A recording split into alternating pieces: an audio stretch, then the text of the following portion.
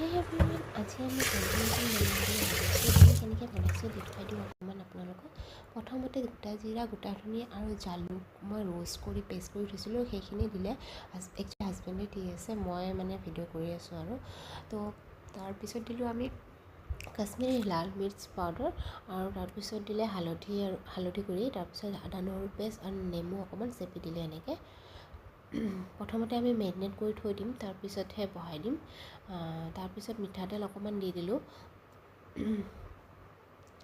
এতিয়া সোৱাদ অনুযায়ী নিমখ, তাৰপিছত এইটো আছিলে আপোনাৰ মিট মছলা, তাৰপিছত গৰম মছলা দি দিলে, আৰু দুটা ডাঙৰ চাইজৰ পিঁয়াজ দি দিছোঁ।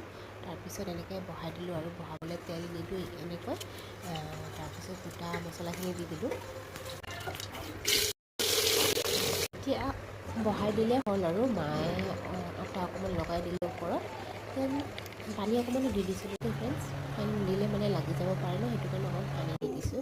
তাৰপিছত 35 মিনিট পিছত মই ওলালোঁ, আৰু চাওক কেনেকুৱা হ'ল মোৰ হাঁড়ি মটন। খাবলৈ বিৰাট টেষ্টি হৈছিলে, আপোনালোকে এনেকৈ ট্ৰাই কৰি চাই থাকিব মোৰ ভিডিঅ'বোৰ ভাল লাগিলে ফ'ল' কৰি যাব দেই।